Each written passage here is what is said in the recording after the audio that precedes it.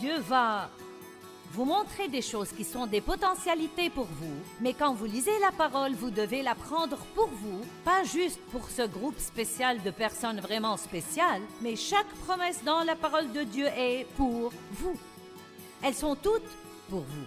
Dieu veut vous bénir. Dieu veut vous promouvoir. Dieu veut vous élever. Dieu veut vous utiliser. Dieu veut vous guérir. Amen.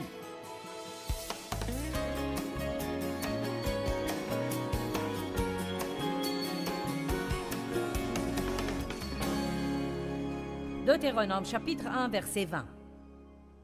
Je vous ai dit, vous voici arrivés près de la région montagneuse des Amorites que notre Dieu nous donne. C'est Moïse qui dit cela. Vois, le Seigneur ton Dieu t'a remis le pays. Monte, prends-en possession, comme le Seigneur, le Dieu de tes pères, te l'a promis. Ne crains pas, ne te laisse pas abattre. Alors vous êtes tous venus à moi et vous m'avez dit, envoyons donc des hommes devant nous. Ils feront pour nous une reconnaissance du pays ainsi qu'un rapport sur le chemin où nous devrons monter et sur les villes où nous arriverons. Cela m'a paru bon et j'ai pris parmi vous 12 hommes et je les ai envoyés. Ce sont les 12 espions qui sont entrés faire une reconnaissance dans la terre promise. Et effectivement, le verset 25 dit, ils y ont cueilli des fruits du pays et nous les ont rapportés. Ils nous ont déclaré, le pays que le Seigneur notre Dieu va nous donner est un bon pays. Regardez le verset 26. Pourtant, vous vous êtes révoltés contre les commandements de votre Dieu en refusant d'y aller. Je n'ai pas le temps de tout lire, mais plus loin. Ils ont décidé, bien maintenant, nous y irons. Et Dieu a dit, n'essayez pas d'entrer maintenant, parce que je ne suis pas avec vous. Vous auriez dû y aller quand je vous l'ai dit. Donc les voilà, arrivés à la frontière de la terre promise, et quand Dieu leur a dit, maintenant c'est le moment de posséder le pays, ils n'y sont pas allés, ils se sont rebellés contre Dieu, et ils ont erré encore 38 ans dans le désert, et beaucoup d'entre eux, ils sont morts. Bon, maintenant, je veux vous enseigner une petite leçon. Quand Dieu dit, il est temps de vous occuper de quelque chose,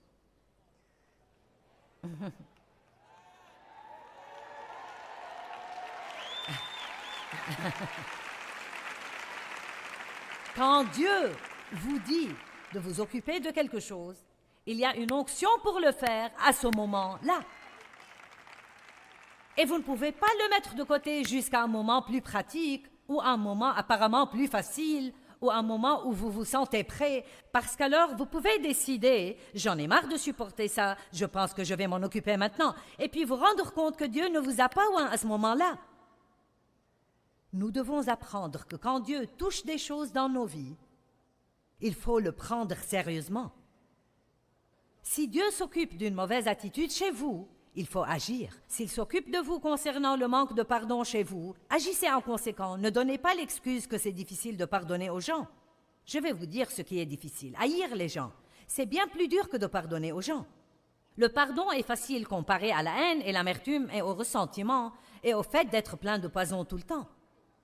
Si Dieu est en train de s'occuper d'une habitude que vous avez et qui est destructrice, si Dieu est en train de mettre son doigt dessus, alors vous ne devez même pas penser que vous ne le pouvez pas, parce que Dieu ne va jamais s'occuper de vous à propos de quelque chose sans vous donner la capacité d'arriver à la victoire.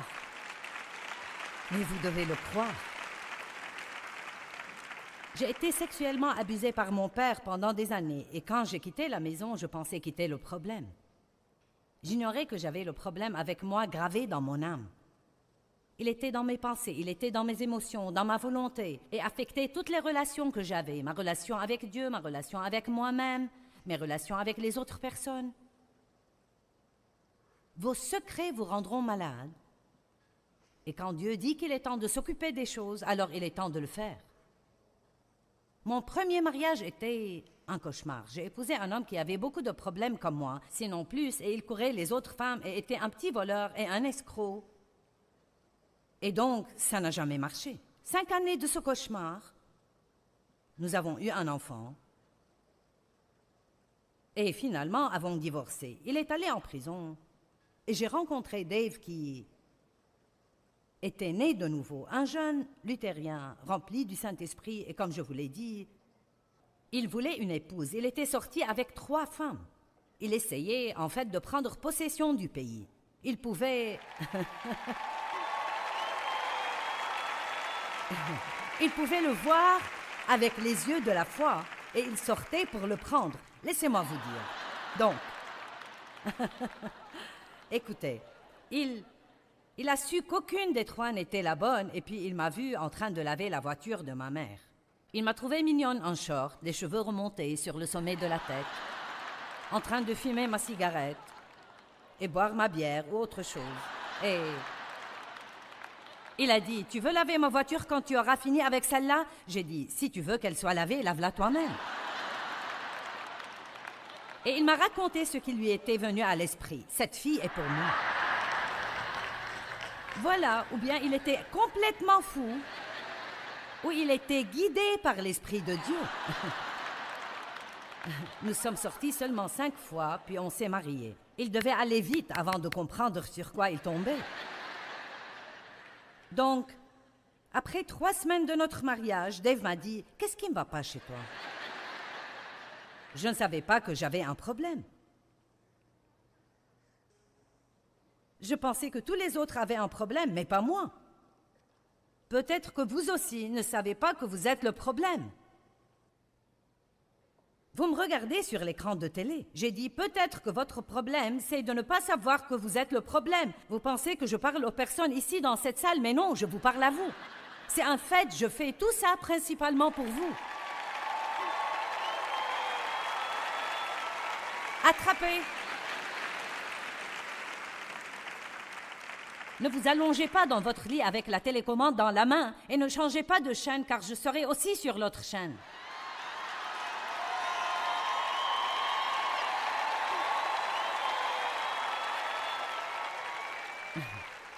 Vous ne pouvez pas filer. Si vous regardez la télé, vous allez me trouver. Et donc, je ne savais pas que j'avais tous ces problèmes. Dave et moi allions à l'église, vous savez. Il aimait Dieu, j'aimais Dieu, je croyais en Jésus, j'étais né de nouveau, mais je ne m'occupais pas de mes problèmes. Donc un soir, Dave et moi sommes allés à un service de l'église et il y avait une femme qui témoignait qu'elle avait été abusée par son père. Son histoire était au fait si semblable à la mienne qu'il s'en était vraiment effrayant. Elle avait géré son problème différemment de moi. Elle était devenue une prostituée et avait eu plein de problèmes. Et puis, elle avait rencontré un homme de Dieu et raconté comment Dieu avait fait avec elle et l'avait guérie. Elle avait écrit un livre. Et Dave m'a acheté le livre car il avait su que j'avais été abusée. Je lui ai partagé ce qui m'était arrivé. Et il me l'a donné. Et le matin suivant, j'ai ouvert le livre et j'ai commencé à lire son histoire. Et quand elle expliquait les choses que son père lui avait faites, elle correspondait à ce que mon père m'avait fait, et j'ai senti la douleur venir en rugissant à travers mon âme, parce que j'avais tous ces trucs soigneusement enfermés derrière des portes closes, et je ne m'en occupais pas. Et j'ai jeté le livre à travers la pièce, et j'ai dit, je ne vais pas lire ce livre. Et j'ai entendu le Saint-Esprit dire très délicatement mais fortement, c'est le moment. C'est le moment. Et peut-être que Dieu pourrait vous parler ce soir et il parle à certains qui regardent la télé ou qui écouteront le CD plus tard. C'est le moment. Il est temps d'arrêter de tourner et tourner autour des mêmes montagnes en accusant quelqu'un d'autre pour tous vos problèmes, regardant toujours vers votre passé sans vision positive pour le futur. Laissez-moi vous dire encore une fois que peu importe ce qui vous est arrivé dans votre passé, peu importe ce qui vous arrive maintenant dans votre vie, ça n'a pas le pouvoir de vous empêcher d'avoir une vie géniale si vous décidez d'une vision positive pour votre futur.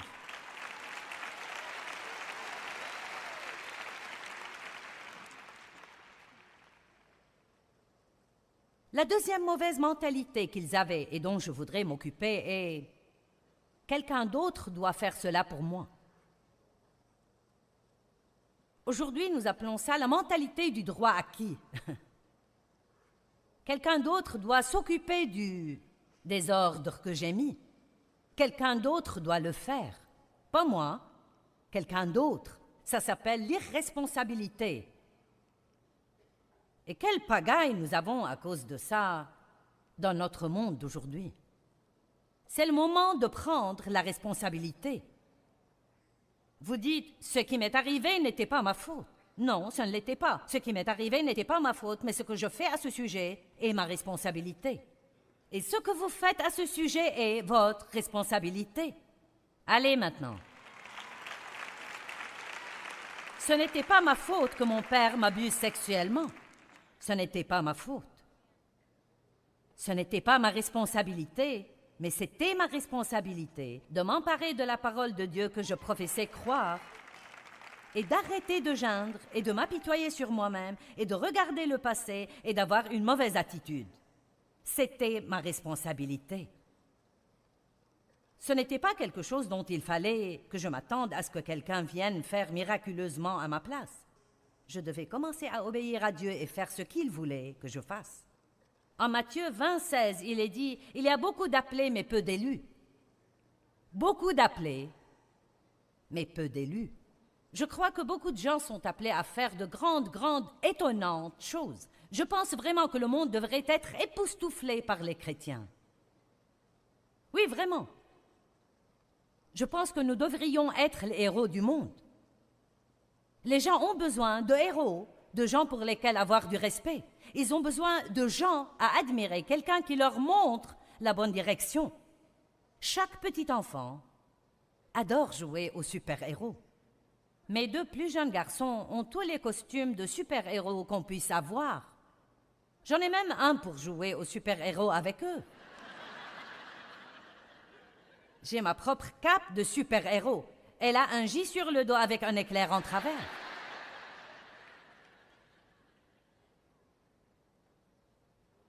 Si nous apportions au monde un exemple de Jésus, il serait encouragé et aurait de l'espérance. Il y a beaucoup d'appelés, mais peu d'élus. Beaucoup sont appelés à faire de grandes choses, mais peu font de grandes choses, parce que peu de gens prendront la responsabilité de l'appel. L'appel n'est pas la fin, c'est là que le travail commence. D'abord vient l'appel, ensuite vient le travail, ensuite vient le sacrifice, ensuite vient de ne jamais abandonner, ensuite vient d'aller jusqu'au bout. Beaucoup de gens sont appelés à faire de grandes choses, mais nous avons un mauvais état d'esprit, nous avons une mauvaise mentalité concernant ce que Dieu nous demande de faire. Tout le monde a les mêmes opportunités. Tout le monde a la totalité de la puissance de Dieu à disposition, mais pas tout le monde n'est désireux de faire sa part. Une des choses que nous ne pouvons pas déléguer, et je délègue beaucoup, mais vous ne pouvez pas déléguer la responsabilité personnelle. Amen. Maintenant, en Josué, chapitre 1, versets 1 à 3, et vous trouverez beaucoup de choses semblables. La plupart de ces choses dont je parle, vous les trouverez dans ce livre. C'est le chapitre 17, Mentalité du désert, numéro 2. Quelqu'un le fera à ma place, je ne prends pas la responsabilité. Et Josué 1 à 3, nous voyons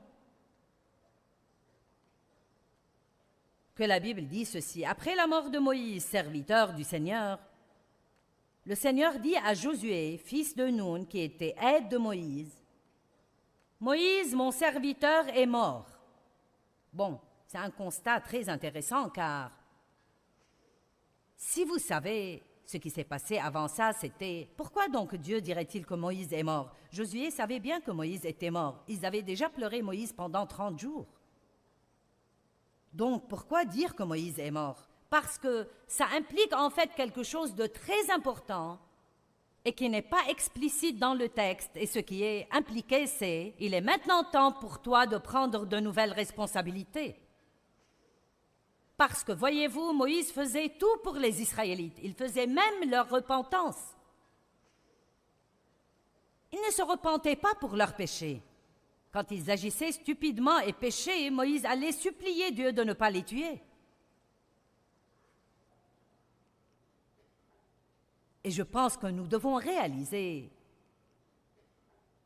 ce soir que peut-être certaines de nos anciennes façons de faire les choses sont mortes et c'est un nouveau jour. Et Dieu dit, il est temps de s'occuper des trucs. Il est temps de monter dans un nouveau niveau de responsabilité. Il est temps d'arrêter de remettre les choses à plus tard jusqu'à un moment plus opportun. Maintenant, il est temps. Amen? Qui ne veut plus tourner et tourner autour de la même montagne stupide encore une fois? Très bien. Bon, si vous ne voulez pas tourner autour, il reste seulement une chose et c'est passer à travers. La seule sortie, c'est à travers. Vous m'entendez? La seule sortie, c'est à travers. Moïse est mort, donc maintenant lève-toi. Ça veut dire lève-toi et avance. Donc maintenant lève-toi, prends sa place, passe le Jourdain que voici, toi et tout ce peuple, vers le pays que je leur donne aux fils d'Israël. Et j'aime ceci. Et tout lieu que foulera la plante de vos pieds, ce lieu même, je vous l'ai déjà donné. Wow! Est-ce que quelqu'un voit ce qui est dit? Il y a tant encore que je vois avec les yeux de la foi devant moi, je le vois pour ma vie, mais je ne peux pas le posséder en restant juste à la frontière de la terre promise, à pleurnicher et me lamenter sur combien c'est difficile. Dieu a déjà payé pour ça avec le sang de son Fils. C'est déjà acheté et payé. Voici, il a dit, lève-toi, prends sa place, passe le Jourdain que voici, toi et tout ce peuple, vers le pays que je leur donne, aux fils d'Israël, et tout lieu que foulera la plante de vos pieds, je vous l'ai déjà donné. Amen.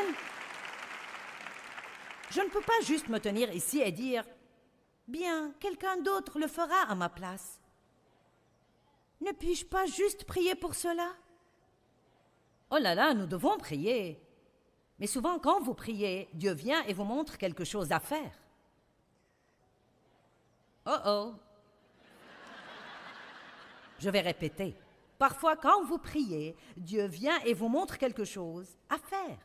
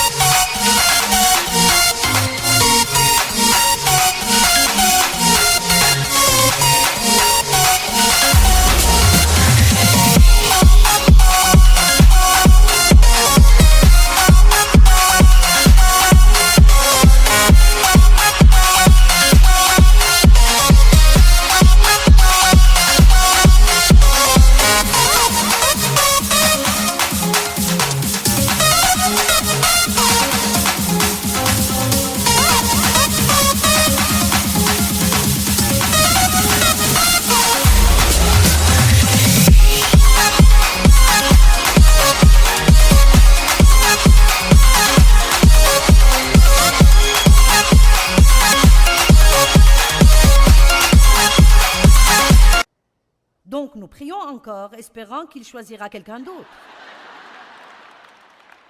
Eh bien, Dieu, qu'est-il arrivé à ma joie? Je ne sais pas pourquoi je suis si mécontent. Et puis, tout d'un coup, vous vous souvenez que vous avez traité quelqu'un vraiment mal. Et Dieu dit, tu dois t'excuser, tu dois aller t'humilier et lui dire que tu avais tort et corriger cela. Je ne peux pas lui dire que j'avais tort, je ne peux pas m'excuser. Quand vous priez, Dieu vous montre des choses. La Bible dit, regarde la fourmi. Elle n'a pas de chef ni de superviseur. Pourtant, elle travaille dur et fait ce qui est juste. J'aime les gens qui font ce qui est juste sans que personne ne leur fasse faire ce qui est juste. Pouvez-vous vous diriger? Est-ce que vous démarrez seul? Êtes-vous quelqu'un qui fait ce qui est juste quand personne ne regarde? Ou bien ne ferez-vous ce qui est juste que quand quelqu'un vous le fait faire? J'avais un frère comme ça. J'ai dit que j'avais un frère parce qu'il n'est plus avec nous. 10 ans plus jeune que moi, mon seul proche.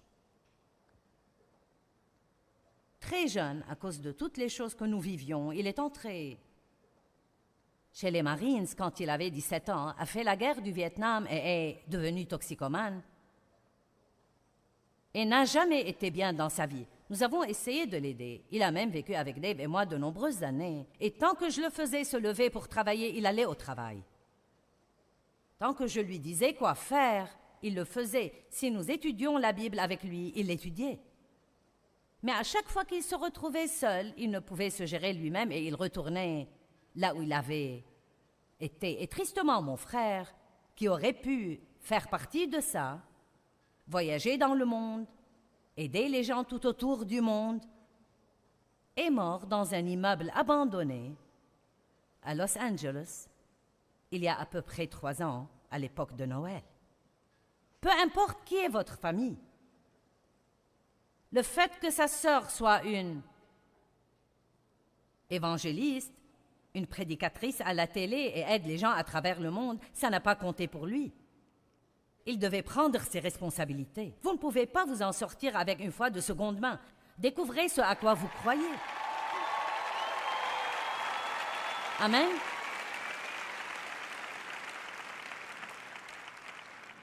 Personne ne le fera à votre place. Il est temps de vous aguerrir et de vous lever et de dire « Je vais prendre possession du pays que Jésus est mort pour me donner. Si quelqu'un peut avoir ce que Jésus est mort pour lui donner, je peux avoir ce que Jésus est mort pour me donner. » Il y a tant de choses merveilleuses dans la parole de Dieu qui nous enseigne ce que Dieu veut que nous ayons, et vous ne pouvez agir comme si quelqu'un d'autre devait tout faire pour vous. Les gens les plus heureux du monde sont les gens les plus actifs dans le monde. Franchement et sincèrement, je ne sais pas quels sont mes problèmes, je n'ai pas le temps d'y penser. Si je voulais y réfléchir, je pourrais vous en nommer 10 sur le champ, mais je n'ai pas de temps à perdre avec ça. Dieu dit qu'il s'occupera des choses, donc nous prions à leur sujet, nous jetons nos soucis sur lui, restons occupés à aider quelqu'un d'autre, et d'une manière ou d'une autre, ça s'arrange tout seul. Vous savez, une chose qui était extraordinaire pour moi, parfois quand Dieu ne me donne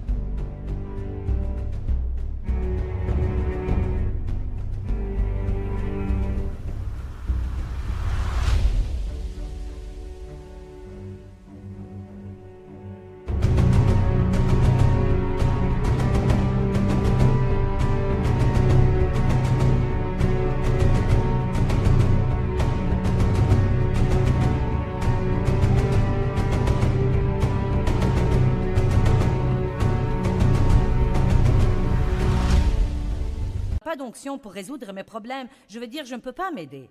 Il n'y a pas une seule chose que je puisse faire pour me sortir d'une situation où je suis. Il met son onction sur moi pour aider quelqu'un d'autre. J'ai tendance à penser que c'est un truc de Dieu. Quand vous ne pouvez pas vous aider vous-même, semez dans la vie des autres, alors Dieu apporte une récolte dans votre vie. La vie est trop difficile. C'est vraiment trop difficile. Trop difficile. Je suis tellement fatiguée d'entendre les gens dire ça. Trop difficile de pardonner. Rends-moi les choses faciles, Seigneur. Je ne peux pas le faire si les choses sont difficiles. Ça ne marche pas. Deutéronome 30, 11. Car ce commandement que je te donne aujourd'hui n'est pas trop difficile pour toi, ni hors de ta portée. Le commandement que je te donne aujourd'hui n'est pas trop dur pour toi. Pouvez-vous dire ce soir, quoi que Dieu me demande de faire, je peux le faire avec son aide. Vous voyez, certains ne le disent même pas. Dites tous, quoi que Dieu me demande de faire, je peux le faire. Rien n'est trop dur avec Dieu. Toutes choses sont possibles avec Dieu. Mais le diable chuchote à votre oreille et essaye de mettre une pensée fausse dans votre tête. Ça ne changera jamais. Ça fait 20 ans que ça dure, sûrement que ça ne changera pas. Tu devrais l'oublier. Rien de bon ne t'arrivera jamais. Et ça juste quand vous voulez dire « je ne vais pas abandonner ». Apprenez comment dire « je ne vais pas abandonner ». Vous n'avez vraiment rien d'autre à faire que persévérer. Qu'allez-vous faire d'autre? John Wesley, le merveilleux, formidable John Wesley, dont nous entendons parler et admirons, voici un véritable extrait de son journal intime. Dimanche 5 mai le matin, ai prêché à Sainte-Anne et on m'a demandé de ne plus revenir. Dimanche 5 mai, après-midi, ai prêché à Saint-Jean et le diacre a dit « va dehors et reste-y ». Dimanche 12 mai le matin, ai prêché à Saint-Jude, ne peut pas retourner là-bas non plus. Dimanche 19 mai le matin, ai prêché dans une autre église. Les diacres se sont réunis et ont dit que je ne pouvais pas revenir. Dimanche 19 mai après-midi, ai prêché dans la rue et été chassé à coups de pied. Dimanche 26 mai l'après-midi, ai prêché dans un pré et été chassé du pré par un taureau qui avait été lâché pendant le service. Même un taureau était après lui. Dimanche 2 juin le matin, ai prêché en extérieur à la limite de la ville et ai été chassé de la route. Même jour, dimanche 2 juin, dans l'après-midi, ai prêché dans un grand pâturage. 10 000 personnes sont venues m'écouter. Oui! Pourquoi? Parce qu'il a dit « Je vais juste continuer à prêcher. Vous n'allez pas me faire taire. Vous n'allez pas me faire abandonner. » Je vous dis, endurer, et la Bible parle beaucoup d'endurance, je crois que ça veut dire survivre au diable. J'aimerais vous partager quelque chose qui est arrivé par courrier. Quelqu'un a écrit du Wisconsin et a dit « À l'époque où j'étais en classe de 3e, j'essayais d'échapper aux difficultés de la vie. Les enfants se moquaient de moi parce que j'étais petit. Ma grand-mère m'avait donné ma première boisson alcoolisée à 9 ans et donc je suis devenue alcoolique et ai fini en prison pour 7 mois. Des années plus tard, j'ai entendu Joyce prêcher et j'ai depuis écouté son programme. J'ai appris combien la vie chrétienne est extraordinaire quand vous vivez dans les fruits de l'esprit et étudiez la parole de Dieu comme une manière de vivre. Et je souligne cela. Étudiez la parole de Dieu comme une manière de vivre. Vous savez, renouveler votre intelligence, c'est oublier votre passé et utiliser vos yeux spirituels et commencer à marcher dans la parole de Dieu.